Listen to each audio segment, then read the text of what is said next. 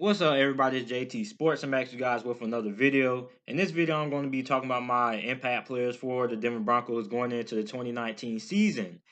Now, before I begin this video, I want to elaborate on something. So, this isn't, well, it's a little relevant to this video, but I have three tiers how I rank NFL teams, right? So, tier one are the elite NFL teams, the Super Bowl contenders, teams about 4 or 5 teams that you can say have a chance of making it to the Super Bowl. Probably about, if I was a betting man, they probably have the largest chances of making it to the Super Bowl than any other team. Then tier two, which is about most of the NFL teams, half of the NFL, basically about 12 teams who are going to be in the playoffs or are going to be competing for a playoff spot. They're not necessarily Super Bowl contenders, but they do have a small chance of making it to the Super Bowl, but they don't really have the roster. Well, they have a roster, they're just about 3 players away from being a Super Bowl contender. And then tier three, you have the teams like this season, Miami Dolphins, that are basically just going to play the first half of the season. And then after week 9, they're going to look back. They're going to have a discussion with themselves. They're going to be like, do we have a chance of making it to the playoffs or not? So they're going to look at the record. They're going to look at the playoff hunt or whatever they call it. And they're going to say, if we're not competing for a playoff spot by week 12, we're just going to throw this season away and we're just going to tank to see if we can get the number one overall pick or the highest pick available in whatever year's NFL draft. So Denver Broncos, how this is relevant to this video, had them in that tier two. Now the Denver Broncos, I don't think they are a Super Bowl contender, but I do believe that they should make the playoffs this year. They have a solid roster to make it to the playoffs, and they have a solid quarterback. So without further ado, let's get into the impact players for the Denver Broncos going into this season. Now, the first player I have on this list is wide receiver Courtland Sutton.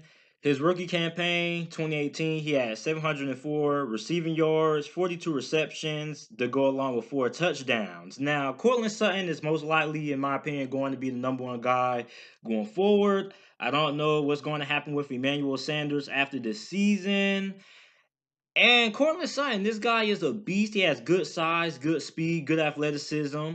I think he's going to be a very good red zone target for Joe Flacco this coming season. He's going to have a very good season. I think I'm probably going to pick him up in my fantasy football league this year. I think he's probably have over 1,000 yards, probably at least 80 or 70 receptions, and he'll probably have at least 7 or 8 touchdowns. So the next player that I have on this list is halfback Phillip Lindsay. Now, Phillip Lindsay probably had one of the best stories of the 2018 NFL season. I mean, this guy went undrafted in the NFL draft, got signed by the Denver Broncos. He worked his tail off training camp, preseason, worked his way up the depth chart. And then for at least the first couple of games of last season, him and Royce Freeman were going toe to toe to see who would be the lead back going forward. And how I believe that happened was Royce Freeman suffered some injuries or something like that. And then Phillip Lindsay just took advantage. And then once Royce Freeman came back from those injuries, Phillip Lindsay was already the lead guy, and Royce Freeman after that fizzled out. And that's how Phillip Lindsay became the lead back for the Denver Broncos. He made it to the Pro Bowl last season. He suffered an injury, but he should be good to go at least week 1 or at least week 2. Last season, he had 1,037 rushing yards, 9 touchdowns, and that was 5.4 yards per carry. And Phillip Lindsay, man, he's going to have a big year. I mean, this Denver Broncos offensive line is very improved.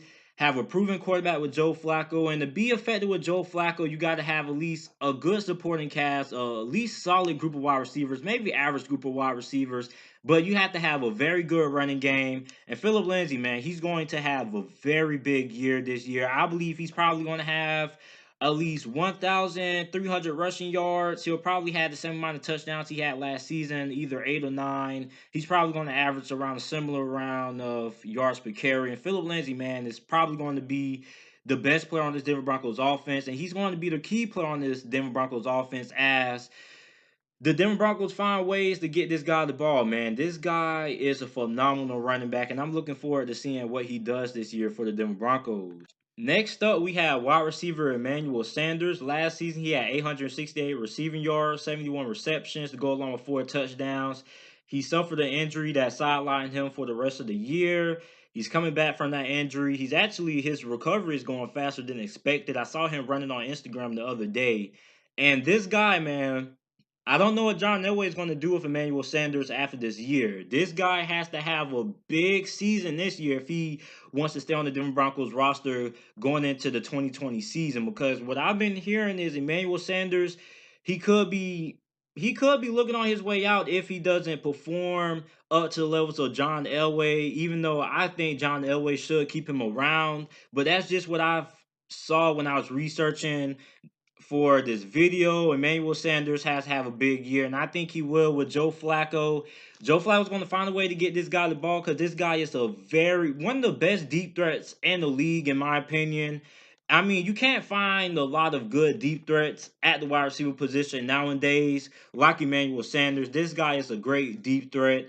And I mean, this guy got targeted almost 100 times last season by Case Keenum. So I believe him and Joe Flacco are going to make a pretty good duo. And I believe that he's at least going to stay around Denver for another 2 or 3 years.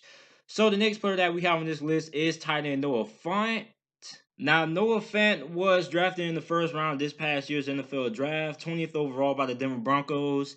And he's the only rookie on this team that I have on this list. And a big reason why is because Joe Flacco, the Baltimore Ravens, I read some stat. I think they drafted like 11 tight ends since they drafted Joe Flacco back in 2008. And Joe Flacco is a guy who relies heavily on his tight ends, specifically in the red zone. When you think about guys like Dennis Pitta, he's the first tight end that comes to mind to me because I believe he was probably the best tight end Joe Flacco had, just in my opinion. And tight ends are a big part of Joe Flacco, and he just loves tight ends, especially in the red zone. I believe Noah Fant. I mean, this guy is a home run threat. He has great speed, great size. Not only is he going to be a threat in the red zone, but also a threat to take it to the house. There's not too many tight ends that you know are a threat to take it back 80, 70, 60 yards. So Noah Fant is going to be a big part of the Denver Broncos offense. I believe he will be the number one tight end going into this year. He's probably going to compete with the other tight ends they have on the roster, even though most of the tight ends they have on this roster are heavily injury prone. So Noah Fant, guys, is going to have a big year for the Denver Broncos. I believe he'll probably have 500 receiving yards, probably have about 3 touchdowns, and he'll probably have at least 40 receptions. So next up, I have quarterback Joe Flacco. Oh, now, when I was researching this video, all the articles I read about Joe Flacco was no pressure on Joe Flacco, this and that. If you think Joe Flacco has no pressure, I think you're crazy, okay? Because Joe Flacco, he may not have pressure, but he's going to have pressure from John Elway. Because John Elway and Denver fans are fed up with John Elway. This guy is a Hall of Fame quarterback, a Super Bowl winning quarterback, but somehow he cannot seem to find that guy at the quarterback position. I mean, this guy has been through Brock Osweiler, Paxton Lynch, Case Keenum, and this guy has only had Peyton Manning. And it's Peyton freaking Manning. That's the only quarterback John Elway has been able to find. Other than that, John Elway has not been successful when it comes to finding quarterbacks. And Joe Flacco better be that guy. And if Joe Flacco isn't that guy that the Denver Broncos expect, if he's not even... Joe Flacco has to be 2012 Joe Flacco. And in my opinion, I don't even think 2012 Flacco was that good, just being honest. So this guy has to at least be better than what 2012 Joe Flacco was, because if Joe Flacco, let's say the Denver Broncos are going into midseason, they are hovering around 5-6, maybe 6-5, around that range. I don't know how you feel about Joe Flacco going in 6-5, okay, but 5-6, I don't know. Maybe you go ahead and you look at Drew Lock, and I don't care what anybody says. Drew Lock, you drafted this quarterback, and if the Denver Broncos fans don't feel Joe Flacco is playing up to expectations, they're going to want to see Drew Lock. And John Elway, the reason he drafted Drew Lock is because he has confidence in Joe Flacco, but he doesn't have a lot of... His confidence isn't fully in Joe Flacco, which is why he drafted Drew Lock, excuse me, just in case. Just in case.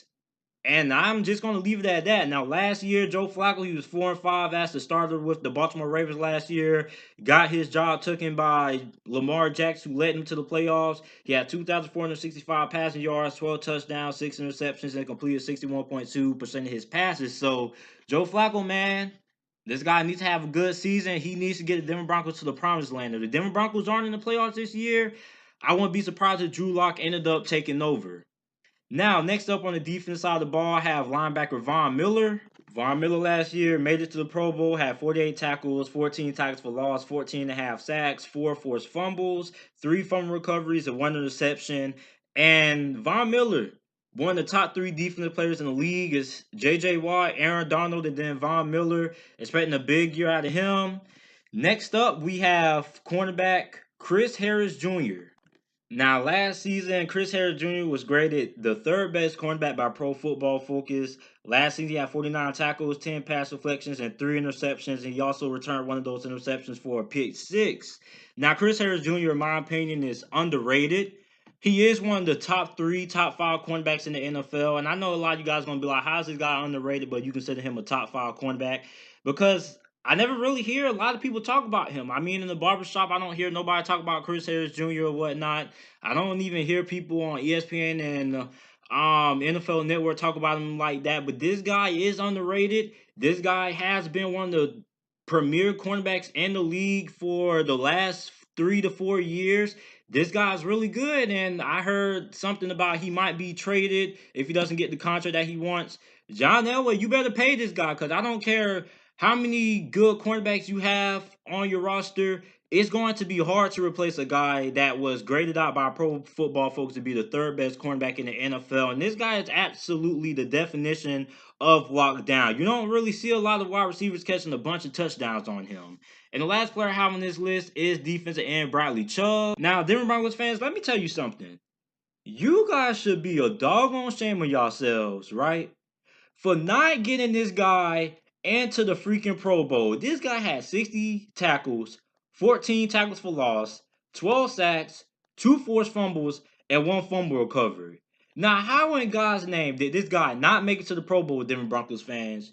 You guys should have voted for him a lot more, because this guy was absolutely phenomenal. He had no business not being in the Pro Bowl this year. This guy should have been in the Pro Bowl. I mean, this guy had 12 sacks. That's 2 sacks less than Von Miller, and 14 tackles for loss. This guy is a beast, and this guy is going to feast out in Vic Fangio's defense.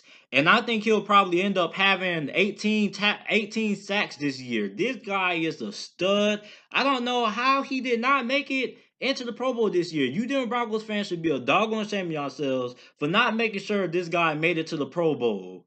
So that's it for this video. Let me know what you guys think about it down in the comment section down below. Also, make sure to like the video and subscribe for more NFL videos and content. And thanks for watching.